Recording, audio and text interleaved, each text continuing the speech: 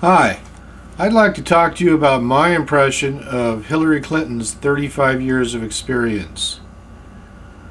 She started out in the mid-70s, my understanding is, as a conservative doing work for the Republican Party. Now she's a liberal Democrat. Actually, it didn't happen in 35 years because she was a liberal Democrat by the time Bill started running for office in the early 90s, so it didn't take that long. She talks about she knows how to deal with the fiscal policies. Well, she was called the co-president by both herself and Bill when Bill Clinton was president. And she's claiming that as part of her 35 years of experience. So let's talk about her fiscal policies. Bill Clinton and her shut down so many military bases when they were in office, and they shut them down so fast that they knocked the economy in California in the dirt. They also severely damaged the military, but I'll get to that later. Let's talk about the problems we're having now with the housing crisis. My understanding is that Hillary found out from the NAACP that black people were getting about 75% of a certain kind of loan. Now, we could talk about whether that loan was a problem or not. She decided to go after that loan. Even if it was a problem, the correct approach would have been, we've got an issue with one kind of loan. How do we resolve that with a minimum of collateral damage to our economy?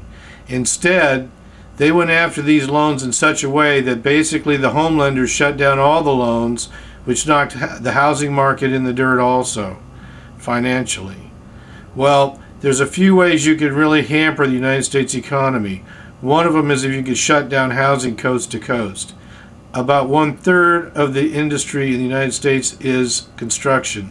If you're not building houses, then you're not building stores to service those houses. You're not building roads for those houses. You're not building highways for those houses. You're not building water and wastewater plants for those houses. You're not building a whole lot of things that go to service those houses. So by shutting down housing, they really killed the American economy on the short term, in particular the housing market. I believe she didn't take the time to figure out how to deal with the issue that she was concerned with, and as a result, she created a huge crisis. Let's talk about being commander-in-chief, which is really the president's job. They closed so many military bases when they were in office last time, the Clintons, as I said, that not only did they knock the economy in the dirt, they knocked our military in the dirt. They cut our military to the point where we can't even fight a war in a country the size of the Midwest. They cut down the spy budgets, and the really big deal is that in 1993, when the World Trade Center was attacked the first time with a vehicle bomb by bin Laden's group, they didn't consider it to be an act of war, and they didn't act accordingly. As a result, George Bush got a call at 3 o'clock in the morning, and it hasn't been a pleasant experience when they attacked the Twin Towers a second time. Had the Clintons done their job in 1993, we wouldn't be where we are now. I put that squarely on their back. She says don't call Barack Obama at 3 a.m. Well, I'd rather call him than her, I can tell you that. Based on experience, she sleeps. Does the world take her seriously? Well, from the debates, she said that she voted for the war in Iraq, but she didn't mean it. In fact, my understanding is that she went in front of the Congress and said she did her own independent investigation and we should go to Iraq. Now she says she's sorry that she believed Bush. I don't think those two stories jive. I believe that she did her own independent investigation, or said she did, and now she's trying to blame it on somebody else. She says she's going to pull out of Iraq in the debates, but she's doing it so that the Iraqi people will negotiate with everybody around them. That's why she's going to say she's going to pull out of Iraq. And then when you start asking her when is she going to do it, she waffles and waffles. She says she's going to say that she wants to pull out of our free trade agreements so that it'll go back to negotiations, not because she really wants to pull out of them. Well, I don't know about you folks, but what I hear on the other end of the TV is she's a bluffer. I don't think our commander-in-chief needs to be a bluffer. I don't want it when the commander-in-chief says, if you do that again, we're coming after you, and the other country or politician or whoever, dictator, says, I'm going to call your bluff, because I don't think Hillary will do anything about it. Let's talk about her abilities as a negotiator. She's been chasing her health program since 1993 to no avail. Now I hear in the debates her saying, stomping her feet and saying, it's going to be my health program, it's going to be my way. Doesn't sound like she's much of a negotiator, even if her way hasn't worked in 15 years.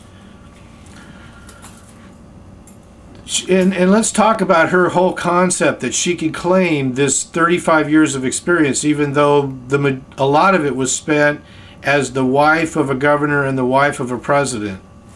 I'm not thinking that the wife of the president of General Electric Corporation can walk in the next day and run General Electric Corporation just because she's the wife. I'm not getting that whole concept. Let's talk about her legal issues, since she's an attorney and since she's going to be president, and we want our president to be up front, and everybody's always questioning Bush's stuff. She's been questioned severely for the work she did as an attorney on property sales, for the travel issues that she created in the White House, for her futures trading when she was in the White House, for an abuse of power for pulling records on Republicans when she was in the White House, FBI files. She appears to me to be somebody who historically runs on the edge of legality. I don't think we need that anymore. Everybody's complaining about Bush. I don't see her as any different. Let's talk about her political strategies. She moved up to a state that, in my opinion, she knew nothing about. She knew nothing about the people, so that she could represent those people, so that she could use them as a stepping stone to the White House. I don't think it's justified that she's up there saying that she could represent the people of her state when she's never even lived there. How could she possibly know? Let's talk about how she carries herself. A president should have a certain presidential air about them. I've seen her in the debates. I remember one debate in particular, it was either the one in Ohio or the one in Texas, where towards the end of that debate she was just sitting over in the corner sulking and acting like a spoiled brat. I'm not thinking that that's presidential. She claims that the media is for Barack Obama. It couldn't be further from the truth. The media wants Hillary Clinton so bad, it's incredible. They won't give Barack Obama a break on anything. When you go into the debates, when's the last time a debate opened up with one person getting 5 minutes free time to attack the other person? That's happened in just about every debate that I've watched, and I've watched 4 of them, where Hillary Clinton gets 5 minutes to attack Barack Obama before the debate ever even starts. They don't even ask a question, just, you seem to be upset with Barack Obama, have at him. I don't see how she could possibly say that the media wants Barack Obama in there. And then when you watch the debates, when I watch the debates, she seems to change her story based on what she thinks the person leading the debate wants to hear. I don't think that's presidential. She claims she's had a hard life in one of the debates. Maybe I don't know what a hard life is. I'm thinking being rich. I'm thinking being the wife of a governor, the wife of a president. I'm thinking that's not such a hard life. I'm thinking a hard life is somebody who's destitute, poor, and having a really hard struggle at getting things done. I think she's basically born with a silver spoon. I don't think she's ever even knows what hard life would be. So she tries to claim things that simply are not true, in my opinion. In my opinion, she has shown on every level, on every requirement of commander-in-chief, that she is not the person who can do the job. She's not qualified. She's demonstrated that she's made the wrong decisions. Please, please don't vote for her. Please think about who she is and what she really does. Have a great day. Thanks for listening.